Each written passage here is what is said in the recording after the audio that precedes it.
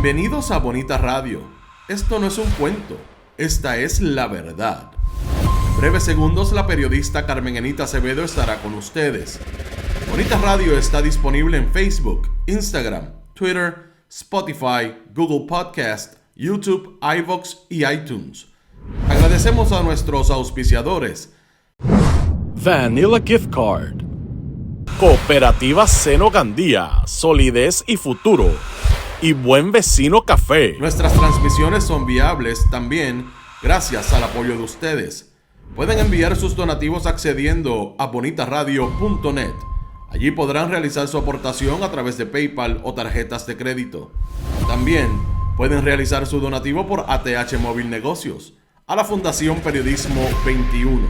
O pueden enviar un cheque o giro postal a PMB número 284, P.O. Box 194000, San Juan, Puerto Rico 00919-4000. Bonita Radio, esto no es un cuento, esta es la verdad. Con ustedes, la periodista Carmen Anita Acevedo, en directo desde el estudio Roberto el Indio Acevedo.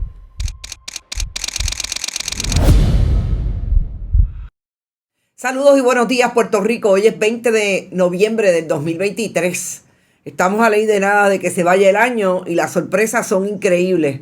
Bonita Radio se enciende para conversar con ustedes sobre ustedes y de lo que tienen derecho a saber. Lo que está pasando en Latinoamérica, específicamente en el área de Argentina, cuando ayer se impuso el ultraderechista economista de la liberación económica, alega él, para poner al país a crecer.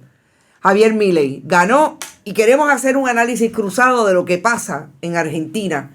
¿Quiénes son las focas que lo aplauden en Puerto Rico? Sobre todo, cuáles son sus perfiles y qué herencia nos han dejado en el poder. Vamos a hablar de Joan Rodríguez Bebe y de Luis Fortuño.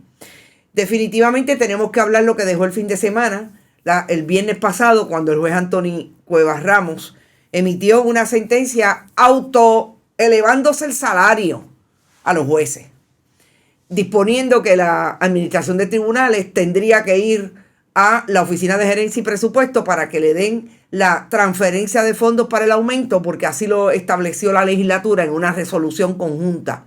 Pero es interesante porque Rafael Hernández Montañez, quien tendría que recurrir de la determinación del Tribunal de Primera Instancia de San Juan, no ha decidido.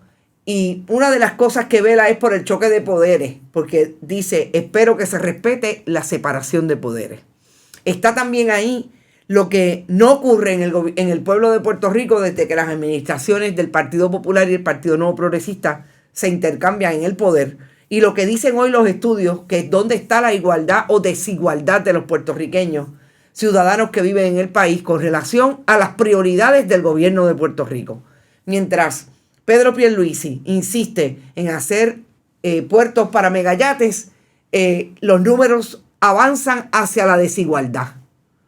¿De qué le va a hablar Victoria Ciudadana, el Partido Independentista, a Puerto Rico en este próximo ciclo electoral? Es interesante vis a vis lo que estamos viendo que ocurre cuando sencillamente se habla desde el podio de lo que van a hacer para llevar a los países a estar mejor. Increíblemente, versus el asunto ideológico, parecería que la coyuntura está clarita en Puerto Rico igualmente. Vamos a hablar de la Asamblea de Victoria Ciudadana, de quienes estuvieron y de lo que nos pareció interesante, de cómo se organiza el movimiento Victoria Ciudadana y cómo le dice al país que esas posiciones que ya han sido nominadas a personas con interés para ocuparlas no están escrito en piedra hasta que no vote finalmente la membresía de Victoria Ciudadana, que es básicamente hacia el 2, tienen hasta el 2 de enero, entiendo, porque se pueden nominar otras personas y pueden estar interesados otras personas. La tragedia de República Dominicana que toca a familias puertorriqueñas, la tragedia del cambio climático y cómo afecta las inundaciones a la República Dominicana. Y por último los voy a dejar con una sorpresa que no les voy a decir cuál es, pero que es de esas cosas que pasaron en la campechada, que aparentemente estuvieron geniales en el pueblo de San Germán, dándole viva voz a quien ha sido una persona importante, una ilustre puertorriqueña en la historia de Puerto Rico, Lola Rodríguez de Tío. Y por ahí viene un importante, para nosotros una destacada participación de estudiantes de la Universidad Interamericana en esa campechada. Vamos a saludarlos por ahí. Llegó primero Lisette de León. Saludos, Lisette. Qué bueno que estuviste por ahí tempranito. Robert Baldwin, Evelyn Torres, Yani Moreno, Miranda, Nilda Negrón también está por ahí. Alex Cabán, lista, dice que está a 34 la temperatura. Uy. Aida Negrón, Nilda Santiago, la familia Lamberti Meléndez. Buenos días, Héctor del Valle, Mildred Lozada, Piqui Muñoz, Héctor Álvarez también está por ahí. José Chacadowns, Heidi Ramírez, Sol Pérez, María Cruz, Meribel Ramírez, Martínez San Mazanet, Criselia de Vázquez, siempre San Germán. Yo espero que hayas ido a la campechada. Estuvo, parece que buenísima. Buenos días, Guerrero, Polo Quiles, Héctor Álvarez, Iliana Rivera, Miguel Martínez Abreu, Víctor Saldaña. Feliz semana, mi amigo Rogelio. Qué bueno que estás por ahí. Debe estar mi amigo Ponceño también. Jorge Rosario, que se llama. Siempre olvido el apellido. Buen día y excelente semana, Julio Rivera Gotay. Por poco te digo Julio Rivera Saniel, que también nos escucha. Claro que sí. Ramón González, Eduardo Ortiz y Evangelina Medina. Alguien dice que se recupere pronto. ¿Quién está enfermo? Florence, espero que estés mejor. Qué bueno que estás por ahí. En tu pueblo San Germán había fiesta, pero si estás malita me imagino que no pudiste haber ido. Héctor Álvarez y Yadi Carrasquillo, llegué. Nunca es tarde si la dicha Bonita Radio. Gente, una lo ha visto todo. Faltan cosas por ver. El viernes pasado, el juez Anthony Cuevas, que es de esos jueces bastante mediáticos, yo no sé porque ha tenido de alguna manera interés en el asunto periodístico siempre, ha sido ese funcionario que ha participado, incluso ha juramentado juntas de la Asociación de Periodistas de Puerto Rico, la ASPRO. Y sí, ha estado también en la palestra porque es un juez de recursos extraordinarios y esos jueces atienden muchos casos de interés público. Son los famosos mandamus, los interdictos, etc. Mary Fonseca está por ahí, que no se me olvide Country jamás. Así que el juez Anthony Cuevas vuelve a hacer noticia. Alguien decía ayer, caramba, para unas cosas no tiene jurisdicción, pero ayer encontró jurisdicción inmediatamente en el asunto del aumento de los jueces. Y ustedes saben que el aumento de los jueces ha estado matizado por las intervenciones directas del caucus del Tribunal Supremo, ya sea de la mayoría del Partido Nuevo Progresista y de la minoría del Partido Popular. Hemos visto a la jueza presidenta en reuniones con el propio Tomás Rivera Chatz en la administración pasada, y en esta ha ido el Pleno del Tribunal Supremo y muchos jueces a las gradas a tratar de ir con toga a representar lo que para ellos es importante, que aunque el resto de la población no tenga aumentos de salario, ellos sí tengan, porque la independencia judicial se afecta según la jueza presidenta.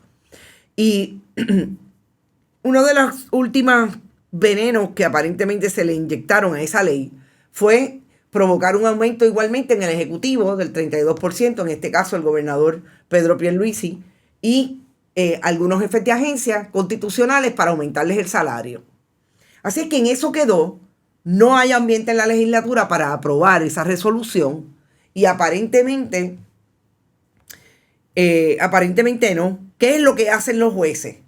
Un juez del Tribunal de Apelaciones, que es el presidente de la Asociación de la Judicatura, va y radica un pleito. José Andreu Fuentes fue uno de los abogados y la dupla que está en el caso de Mariana Nogales, el otro abogado, que ya mismo digo el nombre. E interesantemente, radican ese pleito diciendo que si la resolución está aprobada y la Junta separó el dinero, la Junta de Control Fiscal, ese aumento tiene que ir. Es interesante porque yo decía, ¿quién va a recurrir de esta decisión? La legislatura, que obviamente es un choque con el legislativo, porque le está diciendo al legislativo, tú tenías que darle paso a esta resolución. Gente, yendo por encima de la separación de poderes, principio constitucional, yendo por encima de lo que hacen autonómicamente, vamos a decirlo con autonomía, no autonómicamente, con autonomía se supone que la legislatura de Puerto Rico y los legisladores que fueron electos por el pueblo, los jueces no son electos por el pueblo, los jueces están allí gracias a los dos partidos políticos que se han elevado en el poder. Y encima de todo eso, una instrucción a la Junta de Control Fiscal. ¿Por qué? Porque como dice Rafael Hernández Montañez, el presidente de la Cámara, precisamente todo lo que ocurre en materia de presupuesto con el gobierno de facto, que se conoce como la Junta de Control Fiscal, impuesta con el aval de Pedro Pierluisi y Alejandro García Padilla, Luis Fortuño, Nidia Velázquez, el Partido Popular y el Partido Nuevo Progresista, Barack Obama en el poder en el 2016, se supone que todo lo que ocurre con las asignaciones presupuestarias desde la legislatura es la Junta de Control Fiscal que le dice go ahead, dale para adelante. ¿Y cómo es que los jueces quieren darle instrucciones a la Junta y le quieren dar instrucciones a la legislatura de Puerto Rico? Al gobierno de facto, por un lado, impuesto por Estados Unidos, y a la legislatura de Puerto Rico en el gobierno de separación de poderes.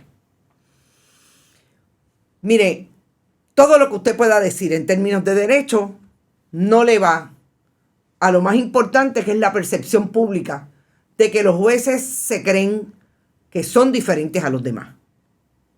Que se ve bien feo que estén asumiendo una postura en favor del autobombo, del autosalario, del autoaumento. Ellos mismos. O sea, nosotros nadie nos manda, nosotros nos mandamos nosotros mismos, hablando de libertad. Nosotros somos los que decidimos. Feo, como decía el compañero Benjamín Torres Gotay. Lo que se ve es bien feo, pero a legua. La percepción pública. Usted no se ponga una toga ni a nada para sacar pecho y decir que es juez. Que no lo vea mucha gente, porque ya es suficiente con los que lo ven en los tribunales. La gente está, vuelvo y repito, el problema es que hay un contexto particular en el aumento de los jueces. Que es que los empleados públicos que ganan mucho menos, los compañeros de trabajo de los jueces, vieron aumentos de 50 pesos, de 25, de 15 dólares, de 10 dólares. Y los jueces van a ver de 120 a 154 en el caso de la jueza presidenta y así sucesivamente. Y ahora, para completar, se lo autoaumentan. No, yo voy a decidir que en efecto tú y tú te pongan de acuerdo, pero esto es lo que hay. Y las instrucciones son de esa sentencia a la OAT, a la Oficina de Administración de Tribunales. Ve y pide la transferencia y que te la envíen y empieza a pagar retroactivo a julio, mi hermana. Retroactivo a julio. Así las cosas, yo creo que ese tema se quedó del viernes y tenía que tocarlo porque la verdad es que está bien fuerte para el ánimo, para la mirada de lo que debe ser un sistema republicano de gobierno, que se supone que funcione con el balance de los poderes, que no haya choque constitucional y hay separación de poderes. La legislatura establece la política pública, el ejecutivo la implementa y el judicial la interpreta. Pues interpretaron a favor de quién, de ellos. No, van a interpretar a favor de las secretarias del tribunal, no a favor de ellos. Me parece que va a ser bien interesante eso en medio de lo que le han sacado a la jueza presidenta de cómo se administra el dinero allí, que es de la chequera del pueblo. Veremos. Yo creo que hay un tema, lo último que vamos a tocar definitivamente es el tema de la política partidista, la política hacia el ciclo electoral del 2024. Y vamos a tocar primero el asunto de República Dominicana como un problema regional, pero sobre todo una tragedia que le ha tocado también a Puerto Rico en términos de las familias que perdieron la vida. 2 familias puertorriqueñas, madre e hija, y el esposo de ambas. Ella con un embarazo de 3 meses. Increíblemente vuelve a hacer el efecto el cambio climático y todo lo que las manos del hombre, de los hombres, las mujeres y de todo el que se meta ha logrado, que en ese desbalance entre el desarrollo económico, el desarrollo del cemento y la puesta de cemento, provoca que cada vez más tengamos diferentes sistemas climáticos que nos afecten de una manera brutal. Esto es una carretera en República Dominicana que cuando cayó esta extensión de la autopista y esta división, cayó en los vehículos que estaban pasando y provocó la muerte de estas personas. Una lo ve, una lo siente, lo resiente inmediatamente. Empezado a correr la información de que esto fue en efecto una pareja de puertorriqueños, 2 parejas, madre e hija, como dije, padres y su hija con el esposo, y la persona que lo fue a buscar, que es un médico que se casaba en República Dominicana y los había invitado, eran amigos. Él los fue a buscar al aeropuerto y de salida del aeropuerto este nivel de agua que cayó en República Dominicana provocó los derrumbes, etcétera, y vemos esta tragedia. Una vez más, yo siempre traigo el tema de la planificación, cómo es que se desarrollan estos proyectos en las carreteras. Lo hemos visto no necesariamente solamente en República Dominicana, lo hemos visto a través de la región y lo vemos en Puerto Rico cada vez que llueve. Y cada vez es peor. Yo no sé si es que me quedé con eso. Anoche yo precisamente soñé que me quedaba atrapada con mi vehículo en medio de una inundación. Una de las cosas que más me afecta y me ha afectado de todo esto. Porque es la sensación de no poder salir, pero sobre todo la sensación de desorden que hay en el país. De que no hay nada que funcione, que no hay nada que realmente coagule para una mejor calidad de vida. Y yo creo que partimos de una tragedia para hablar de algo que si algo bueno ha tenido Puerto Rico, y una de las personas que vamos a citar en este estudio de la Fundación Comunitaria es precisamente una de las personas que más se ha dedicado a hablar y a estudiar y a hacer investigación sobre la inequidad en Puerto Rico y también de la administración pública. Y esa es la doctora Palmira Ríos.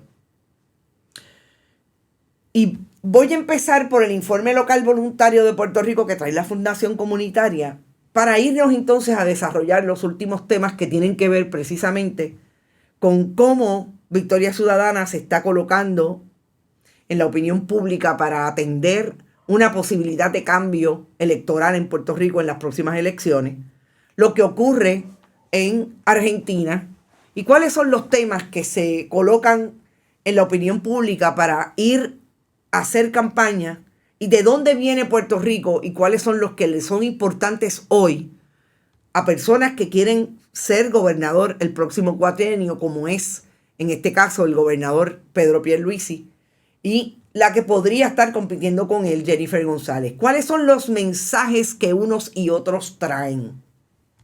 ¿Y cuáles son esos que han coagulado en el extremo de la ultraderecha en el caso de Argentina?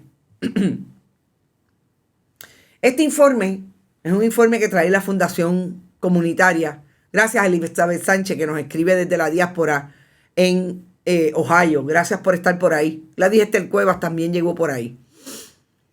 Y en este informe, fíjense cómo el director ejecutivo de esa fundación habla de los números, y le voy a pedir al señor director que traiga los números.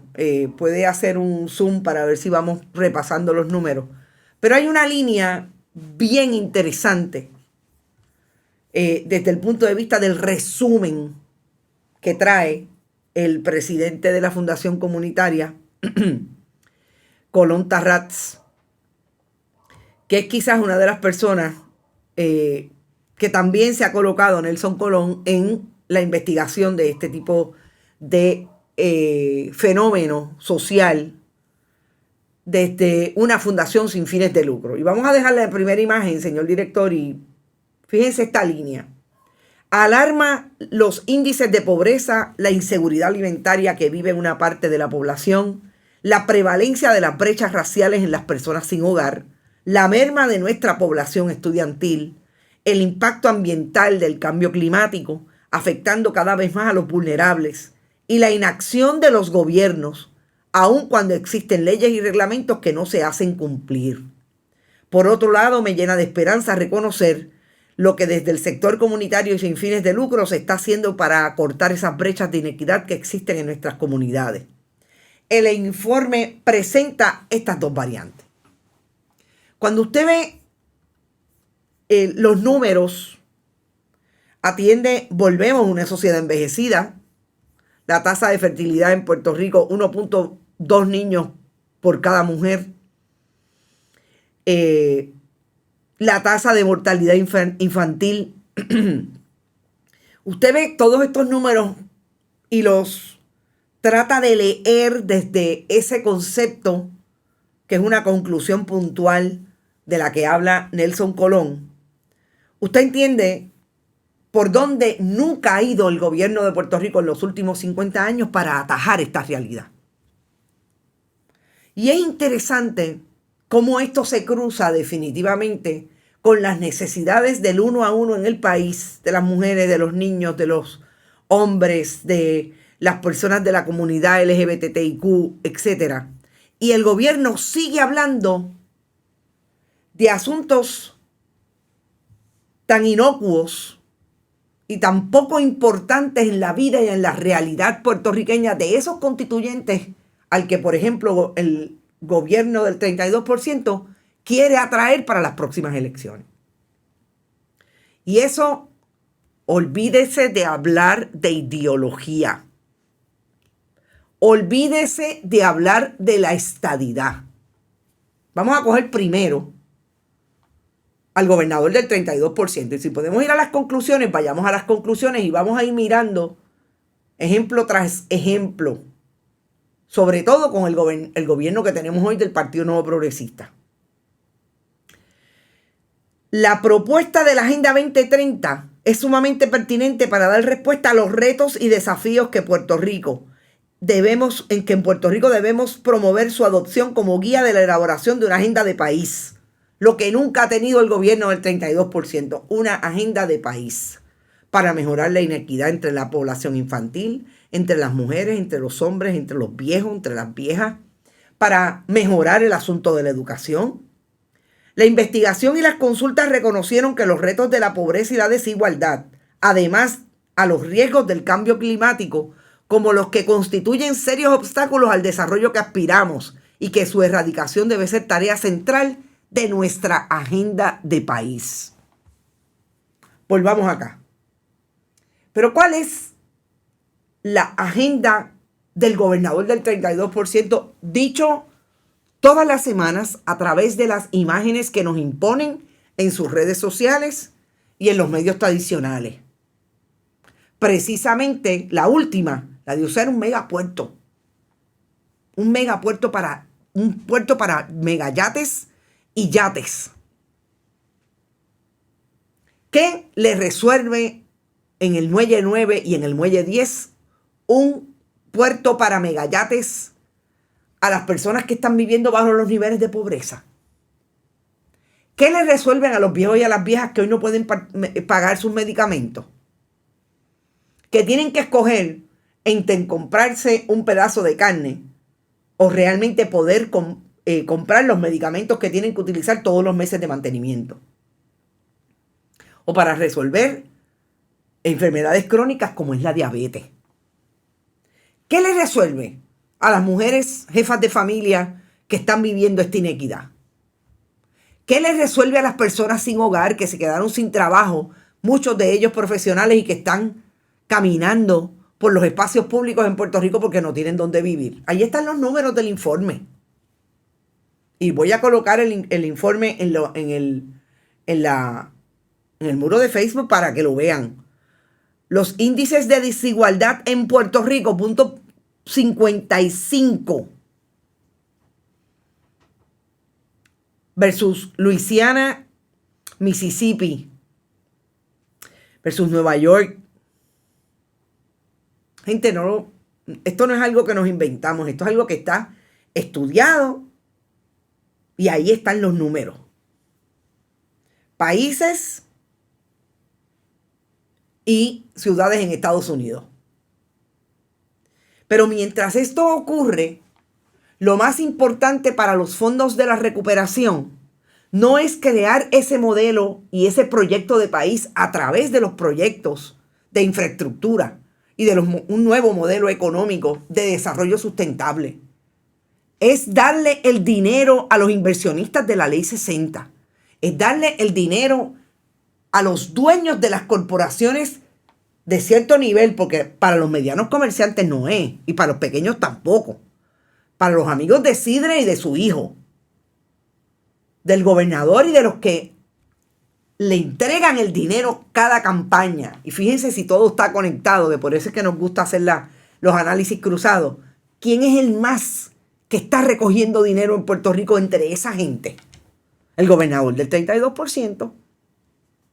Fíjense cuánto. Este es del inversionismo político que resultó ser la campaña del 2020. Salvemos a Puerto Rico y todo lo demás. Y eso, aquellos son los Super PAC. Esto es lo que ha aportado en Puerto Rico. 3.6 millones de dólares versus 686,000 Jennifer González, Juan Zaragoza 1.4, Juan Dalmau 49,000 dólares, Javier Jiménez 4,160 y Adanor Enrique 0. Este es el inversionismo político que va a pagar la posibilidad que el gobernador del 32% esté a un año de las elecciones anunciando un megapuerto, un puerto para yates y megayates en San Juan. Estas son las prioridades versus qué. Hacer un proyecto de país, una agenda, tener una agenda concreta de cómo vamos a desarrollar la educación, cómo el modelo de desarrollo económico va a contener ese empuje a la educación y ese desarrollo de una educación fortalecida en todos los niveles. Escuela pública, primero a cuarto año, secundaria, colegios técnicos, educación, seguridad, infraestructura, carreteras, energía eléctrica, sistema de agua potable y el desarrollo sostenible de los recursos naturales. Todo eso está ahí, en ese informe, y nos dice que esto es lo más importante para desarrollar en un país que quiera tener economía. Pero ¿a quién le da el dinero para desarrollar economía? Que no es desarrollo económico, es poner los parchos. Es insistir en el modelo de libertad económica que quiere tener ahora Argentina, o que votó por eso, con Javier Milei. Es el modelo que impuso Luis Fortuño en el 2009. Votó a los empleados públicos, quiso achicar el gobierno y lo que hizo fue hacerlo crecer con los contratistas del gobierno. Entonces una dice, pero esta gente a pulmón quieren establecer la agenda de los medios tradicionales, de que no se hable de esto.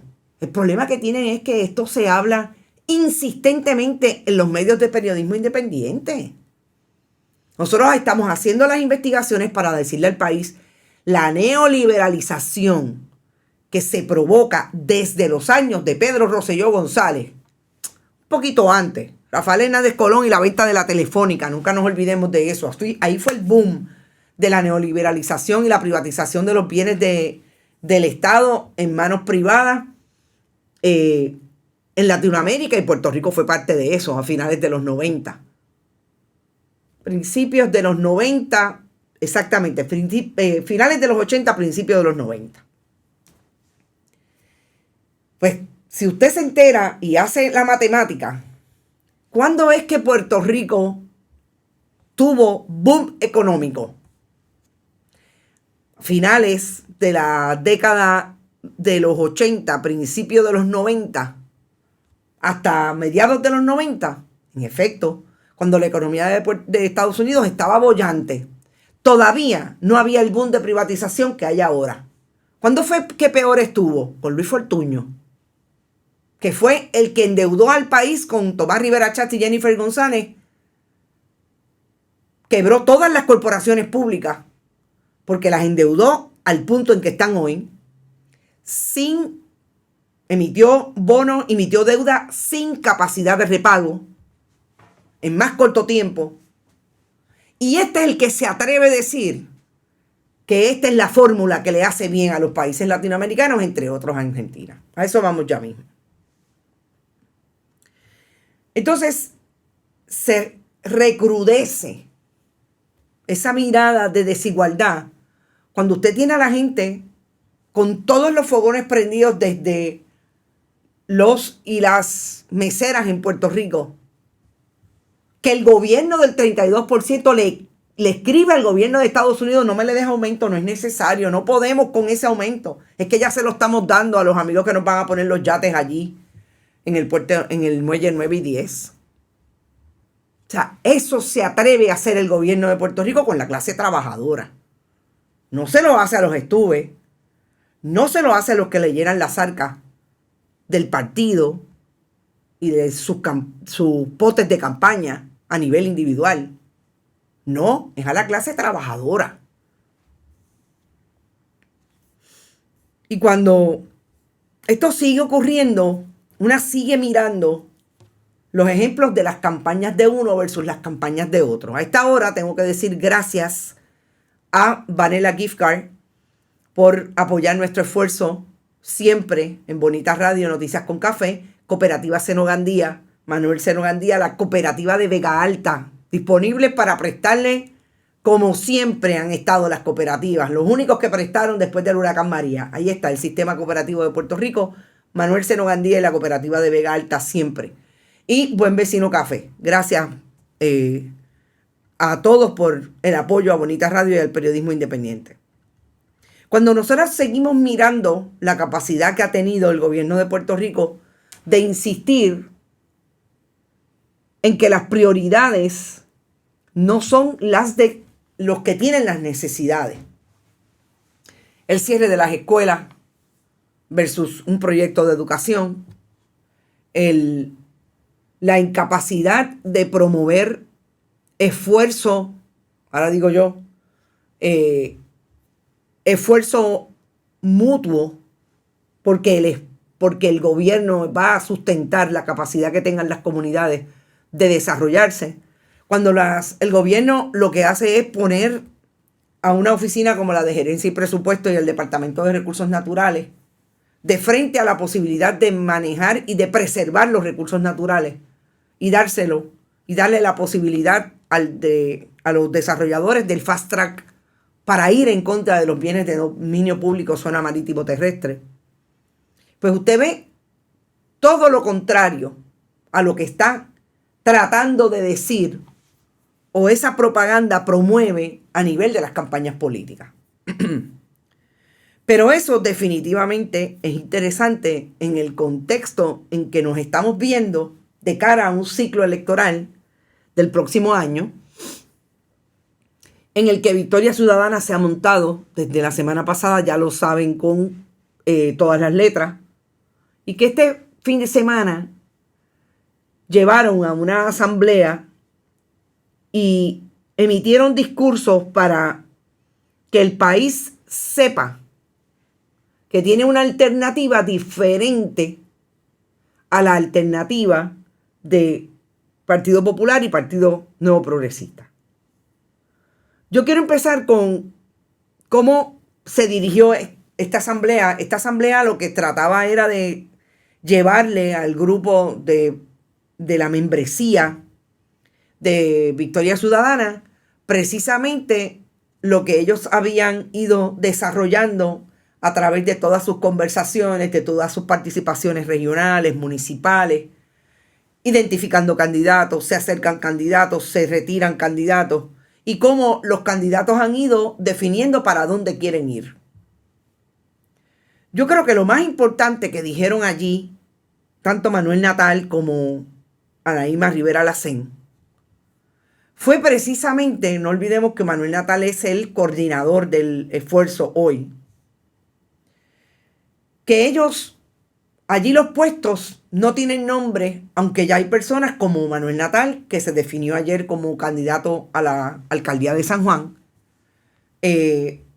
La semana pasada hizo lo propio Betito Márquez, José Bernardo Márquez y Anaíma Rivera Lacén, Cámara de Representantes por el Distrito 2 de Bayamón y candidata a la comisaría residente por ese movimiento. Y allí fueron a llevar esos nombres, pero no termina, porque el que quiera nominarse para ese u otros puestos lo puede hacer hasta el 2 de enero. Si eso ocurre, hay que ir a la asamblea y la asamblea tiene que decidir quiénes de esos va a escoger para las diferentes candidaturas.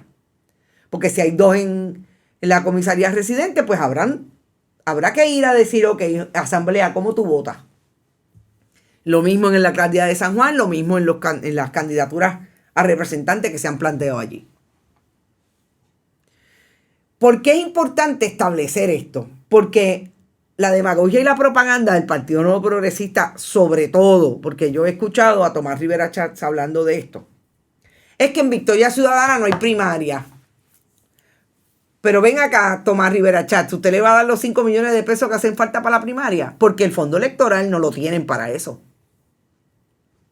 Porque ustedes se lo quitaron a las minorías. Porque no tienen chavos por una primaria interna. O sea, es para que seamos justos en el análisis y no seamos demagógicos ni traigamos la propaganda de Goebbels. Que eso es lo que va a repetirle los muchachitos los brothers del Telegram chat. Anthony Maceira, Cristian Sobrino y compañía, Carlos Mercader, que están ahí en los medios tradicionales haciendo el esfuerzo de los talking points del Partido Nuevo Progresista. Se los entregan a las 5 de la mañana y están toda la semana hablando de eso. Porque si Tomás Rivera Chatz le va a dar dinero para la primaria, yo estoy segura que hacen primaria. El problema es que no pueden hacer primaria porque no tienen el dinero para hacerla. Como la tienen ustedes, que ahora se van a matar en esa primaria de la gobernación. Lourdes Ríos dice, a mí me entusiasma todo hasta que me reúno con mi familia. Tranquila, nos pasa a todas y a todos. Es parte de la vida, es parte de esto. Y yo creo que en esa conversación ayer, lo que escuché, lo que vi, estaba Manuel Rodríguez Banch, habían rostros que hemos visto, Mirna Conti, que los hemos visto bien insistentes y bien públicos y políticos en el esfuerzo de que hay que ser diferente. Y ahí estaban los temas: la seguridad energética, la seguridad alimentaria, el desarrollo económico. Recordemos, esta fue una asamblea más bien de organización. ¿Quiénes están en dónde y cómo es que esto lo vamos a hacer y cómo es que queremos hacerlo? Vendrán las temáticas. Ahora, ahí es que viene lo interesante. Porque aquí sí que entro en el tema de Argentina. Argentina es un país que tiene menos de 50 años de democracia. Me decía yo ayer una amiga, un país que en menos de 40 años se ha colocado nuevamente en posición de estar en un momento de mucha represión y un principio de dictadura. Porque no necesariamente la dictadura se va a limitar a la capacidad que va a tener los militares de hacer un golpe de Estado. Pues es preocupante. Pero hay una cosa que han descrito teóricos de las ciencias sociales y las ciencias políticas, como Elvin Calcaño, el dominicano que les digo que sigo mucho a través de sus escritos de la CEPAL y organizaciones en España, porque es un profesor activo en España, la Universidad Complutense de Madrid.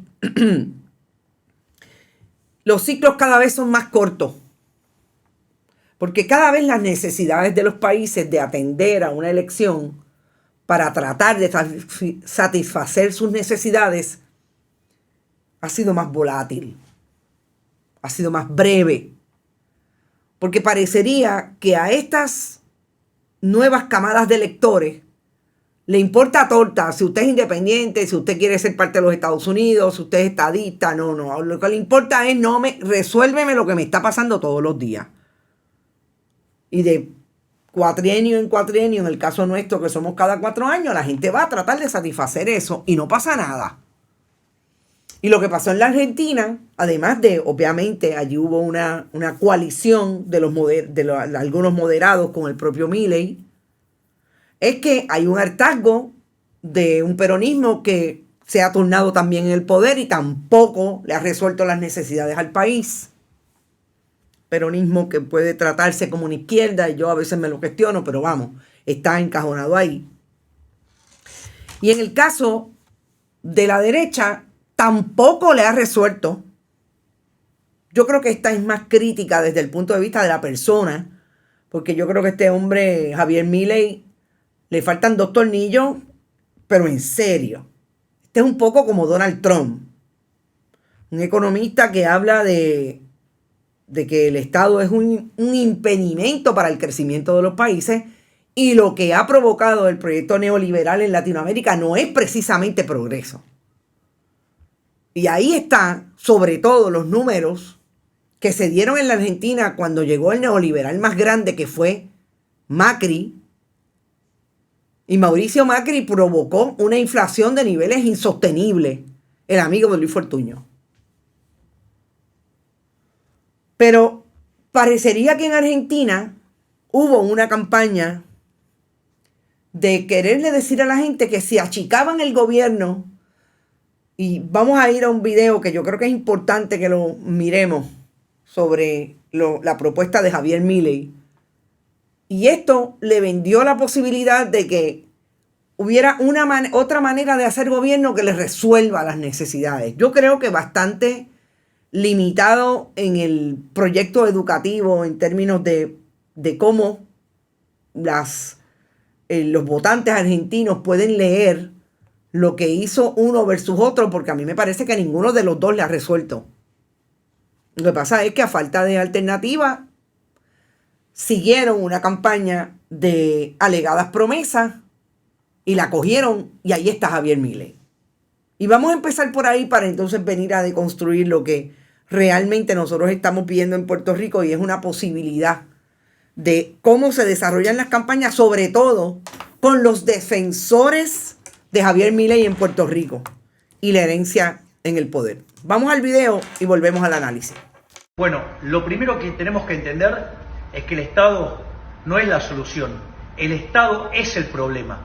Ustedes, si se fijan acá, tienen la gran raviolada que es el Estado, el gran curro y la fuente de la decadencia argentina, que es el Estado.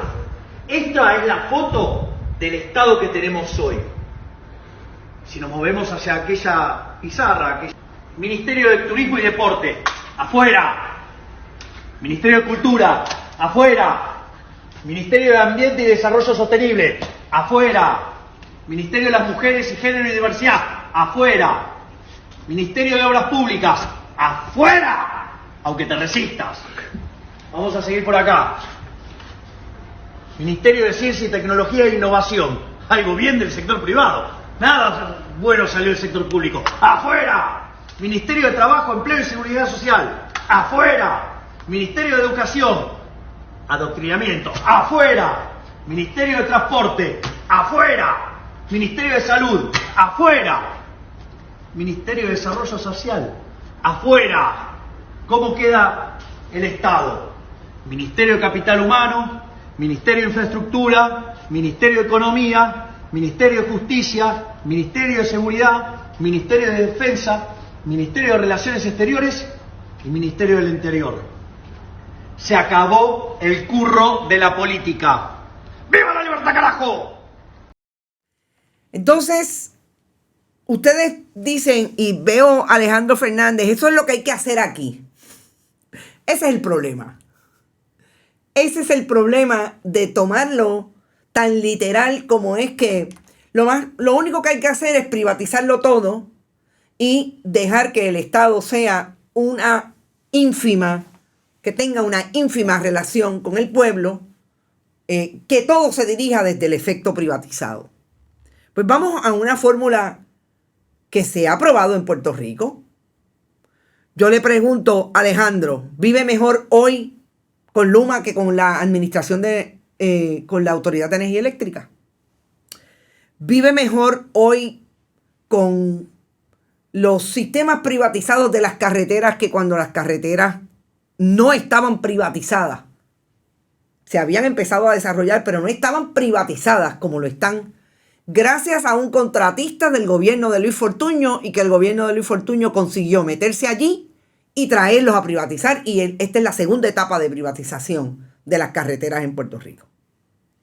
¿Vivió mejor la Autoridad de Acueductos y Alcantarillado cuando la privatizaron versus cuando era pública? ¿Cuáles son los ejemplos de privatización que tenemos en Puerto Rico? Las charters. ¿Están mejor educados los niños y las niñas en Puerto Rico porque vinieron privatizadores a quedarse con las escuelas a precio de pescado abombado? ¿Hay un proyecto de educación a partir de la educación privada en Puerto Rico? Pregúntenle a sus vecinos cuánto gasta en educación para sus hijos y sus hijas, a ver si ha mejorado la escuela privada versus la escuela pública. Y ahí es donde, más que decir, eso es lo que hay que hacer aquí, porque hay que eliminar al secretario tal o a la secretaria tal, aquí lo que hay es que, en efecto, asumir un proyecto de país y una agenda de país que tenga criterios concretos para llegar a cubrir las necesidades del país. Vámonos al Departamento de Salud. ¿Está mejor, Alejandro, el gobierno, el pueblo de Puerto Rico con la privatización de la salud a precios exorbitantes del pago del plan médico? Y que ya no hay un CDT por municipio como lo había antes, que se los vendieron precisamente a pescado abombado a los amigos del alma del Partido Nuevo Progresista. Es mejor el concepto de privatización de la salud al punto de que los planes médicos quieren ser hasta los dueños de los hospitales. Y vamos a hablar de monopolio desde la salud. Que lo que teníamos antes, que yo no estoy diciendo que no había que cambiar y había que mejorar. Claro que sí. Pero es que es tan fácil decir, vamos a privatizarlo para salir de fulano y de fulana. Pero si lo que hay que tener es voluntad y buen gobierno. Para que haya un gobierno que le responda a la gente. Y fíjense que ya me estoy yendo a los lemas y a la posibilidad de que hayan campañas que se dirijan a las necesidades de la gente. Porque aparentemente lo que pasó en Argentina y lo que pasa en nuestros países, lo que pasa en Chile, lo que ha pasado en Colombia, y lo que han pasado en Bolivia, en Venezuela, un caso bastante distinto. Es precisamente de que se le ha hablado a la gente, más allá de ideología, de la relación que debemos tener con Estados Unidos, con España, con esto, con un país versus otro, de nuestras soberanías políticas, etc. Se le ha ido a hablar de qué es lo que nosotros debemos hacer para mejorar. Ojo, ese es el enfoque de la campaña. No quiere decir que estén diciendo la verdad. Porque cuando usted ve lo que Javier Milei está proponiendo, que es el derrumbe del gobierno a nivel de cómo se conoce el Estado, de que se organiza para cumplir con las necesidades y satisfacer las necesidades del país y de la gente. No estamos hablando de que sea en efecto posible, sobre todo por la composición política de Argentina. Este hombre no tiene un solo alcalde, un solo gobernador. Un solo gobernador, porque los alcaldes son las provincias, son las alcaldías, gobernadores en los diferentes estados argentinos. No hay. No tiene uno. Diputado, definitivamente no tiene mayoría. Y necesitaría, dentro de ese modelo de política, a esos para poder traer esas medidas que quiere de destruir el Estado. Eso por un lado. Por otro lado, cuando se habla de campaña, se habla de mucho prometer y de mucho prometer dolarizar la economía de Argentina. La última vez que hubo una quiebra, pero una quiebra profunda, los bancos en Argentina se quedaron sin dinero. El famoso corralito. La gente fue a sacar a meter el dinero por la mañana y por la tarde no lo pudo sacar. El asunto de la dolarización de la economía, otra actividad bien cuestionable y bien cuesta arriba. Pero sobre todo, ¿quiénes sufren en ese contexto? La gente pobre. Los ricos, no. Los ricos no sufren eso. Los ricos que Macri acomodó en su tiempo de ser presidente, viven más ricos ahora en la Argentina. Por eso cuando la gente dice, pero es que Cristina Fernández de Kirchner se lo robó. Cuestionable muchas posiciones de Cristina Fernández. Pero ¿dónde está el que le probaron que se robó qué? ¿Dónde está? Porque yo sé que allí la gente se tira a la calle a exigir que se procese a la gente que ha robado o no ha robado. Y volvemos. Las campañas, ¿a dónde van? Elvin Calcaño decía, no es hablar de ideología, es hablar de esas necesidades. Y esas necesidades, sea propaganda y sea demagogia, la gente se lo ha creído. Yo creo que hay algo bien importante aquí. Cada vez son menos educados nuestros países, en efecto. Que ahora se están preocupando por educarse, que ahora en Puerto Rico tenemos un esfuerzo grande de periodismo independiente que le da la posibilidad a la gente de que la conversación sea más profunda, de que sea distinta, que los invite a ese pensamiento crítico, que los saque un poco del entretenimiento a que lo quiere llevar aquel fulano y sutano con la estridencia y el vacilón, etc. Yo creo que sí, que se está dando un momento en que la necesidad los ha llevado a, pero no ha sido porque los gobiernos hayan querido que estén más educados.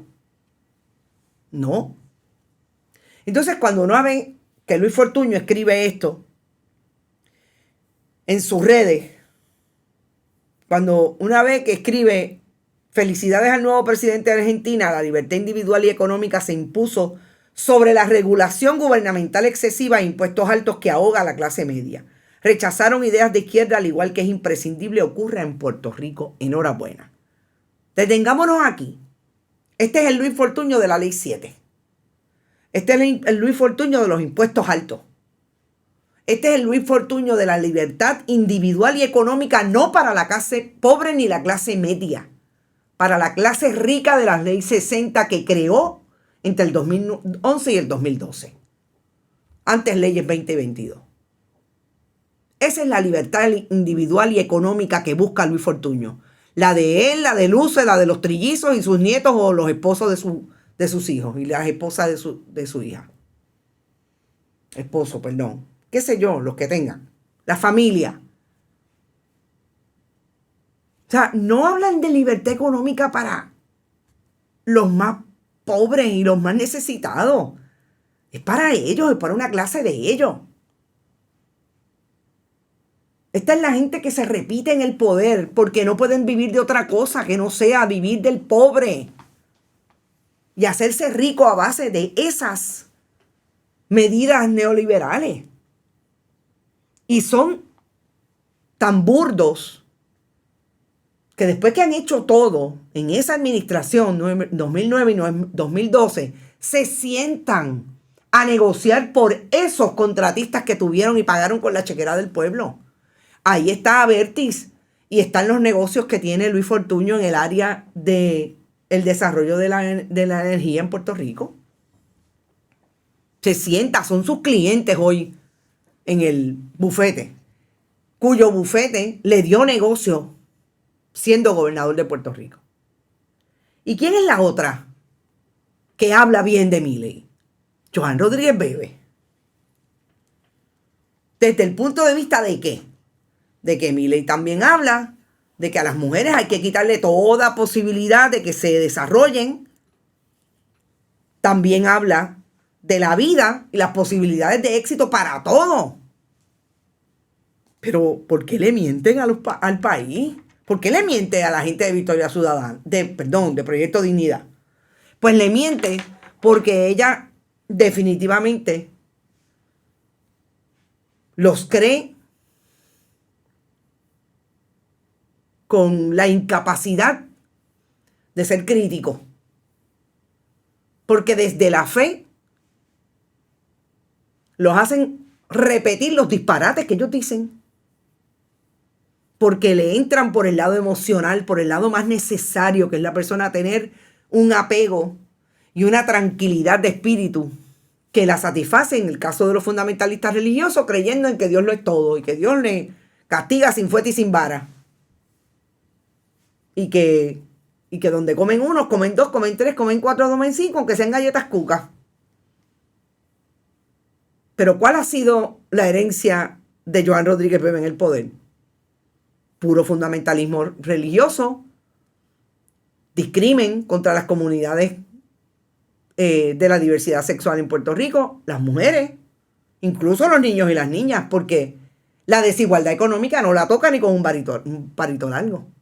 Claro, porque ella se gana, qué sé yo, 12,000, 13,000 pesos al mes en una pensión alimentaria y tiene, no sé, $80,000 de salario, $70,000 de salario todos los meses. Así cualquiera. Pero finalmente, ¿qué es lo que nos puede proponer entonces el nuevo ciclo electoral? Que tienen que tener oído en tierra. Porque me decía una amiga, desde el punto de vista muy pesimista, que aquí con una campaña de odio y de miedo es posible que gane el Partido Nuevo Progresista mañana, en las elecciones del 2024, el año que viene. ¿Será posible eso y pasarle por encima a las necesidades que está pasando el pueblo, en efecto? Esas son las cosas que yo creo que hay que insistir y hay que mirar. Y antes de irme, los voy a dejar ya mismo con la intervención del coro de la Universidad Interamericana en San Germán, que me pareció espectacular en la campechada, precisamente con el himno de Lola Rodríguez de Tío, que ustedes saben que es el himno revolucionario. Y me pareció hermoso que esto se diera en la capilla Portacoeli en San Germán. Pero antes les digo, vayan a bonitasradio.net, si es posible, donen a través de PayPal, tarjetas de crédito, fundacionperiodismo21.com igualmente, y ambas tienen ATH móvil, Bonitas Radio, y la ATH móvil de Fundación Periodismo 21. Gracias por estar, nos vemos mañana a las 11, un poquito más tarde quizás, tengo una buena entrevista que le voy a hacer a Naima Rivera Lacén. Empieza a las 9:30, así que si me extiendo, pues llego más tarde, pero voy a llegar. Porque nosotros vamos a dejar programas para el viernes y para la semana que viene, sobre todo, esta entrevista con Anaíma Rivera Lacén, que es una entrevista en profundidad, y la entrevista que voy a tener hoy con el doctor Cintrón de la Universidad de Puerto Rico. Éxito. Nos vemos mañana. Que la pasen bien.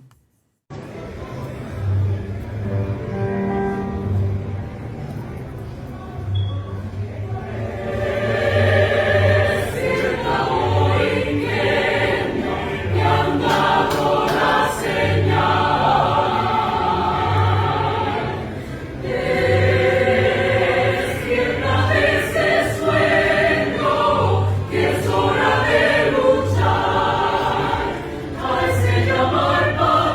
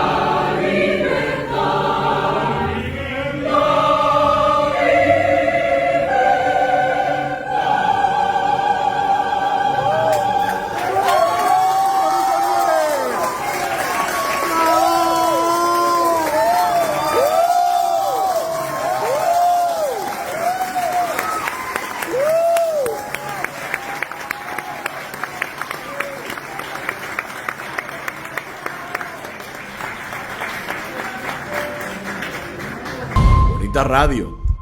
Esto no es un cuento. Esta es la verdad.